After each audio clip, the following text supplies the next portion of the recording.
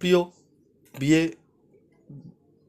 6 সেমিস্টারের ছাত্রছাত্রীরা, আজকে আমি যে বিষয় নিয়ে আলোচনা করব সেটি হচ্ছে তোমাদের যাদের কম্পালসারি বেঙ্গলি রয়েছে, তোমাদের যাদের বলছি কম্পালসারি বেঙ্গলি তোমাদের সবারই থাকবে এলসিসি 2। তো এই কম্পালসারি পেপার থেকে তোমাদের গুরুত্বপূর্ণ মডুল 1 থেকে আমি প্রশ্ন দিয়ে দিয়েছিলাম। তো মডুল 1 থেকে যে প্রশ্নগুলো দিয়েছিলাম তার ভিডিওর লিঙ্ক তোমরা এই ভিডিও ডেসক্রিপশন বক্সে পেয়ে যাবে, সেগুলো তোমরা দেখে নিও।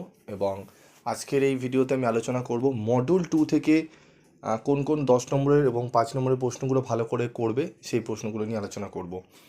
তো তোমরা যারা পিডিএফ নোটস কিনতে চাও তারা একটু ওয়েট করো, তোমাদের এপ্রিলের 1st 2nd উইকের মধ্যে তোমরা সমস্ত পিডিএফ তোমরা সাবজেক্টের বাংলার পিডিএফ নোটস অ্যাভেলেবেল পেয়ে যাবে, তোমরা পারচেস করে নিতে পারো সামান্য রেগুলেশনের বিনিময়।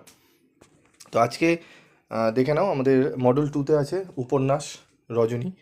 তো রজনী উপন্যাসে বঙ্কিমচন্দ্র যে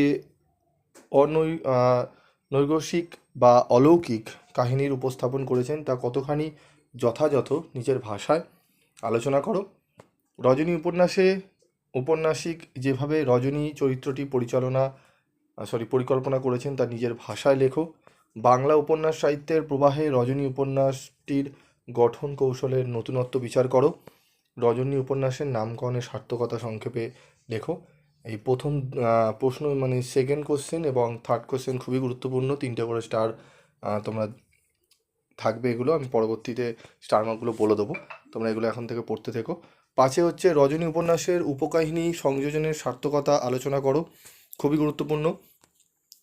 রজনী উপন্যাসের শচীন্দ্র চরিত্রটি বিশ্লেষণ করো এবং রজনী উপন্যাসের অমরনাথ চরিত্র, এই শচীন্দ্র এবং অমরনাথ এই দুটো চরিত্রই খুব ভালো করে তোমরা কিন্তু পড়ে নেবে, ঠিক আছে? শচীন্দ্র চরিত্র এবং অমরনাথের চরিত্র এবং রজনী উপন্যাসের উপকাহিনী সংযোজনের সার্থকতা আলোচনা করো। এর সাথে পড়বে রজনী। এবার 5 নম্বরের প্রশ্নে চলে আসি। 5 নম্বরের প্রশ্নে যেটি 10 নম্বরে তোমরা পড়বে অমরনাথ চরিত্রটি, সেটি 5এও আসতে পারে। রজনী উপন্যাসের অমরনাথ চরিত্রটি সম্পর্কে আলোচনা করো। রজনীর গৃহত্যাগের কারণ সংক্ষেপে লেখো। 3 নম্বর প্রশ্ন, তুমি লবঙ্গলতার অপেক্ষা সহস্র গুণে সুখী বক্তাকে এমন উক্তির কারণ কি? এই প্রশ্নটি ভালো করে তোমাদের দেখতে হবে। এবং 4 নম্বর প্রশ্ন হচ্ছে রজনী উপন্যাসের নামকরণের সার্থকতা সংক্ষেপে লেখো।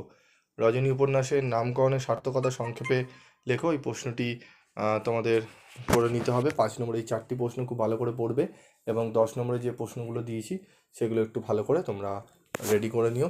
আশা করি তোমরা এই প্রশ্নগুলো পড়লে অনেকটাই তোমাদের উপকার হবে।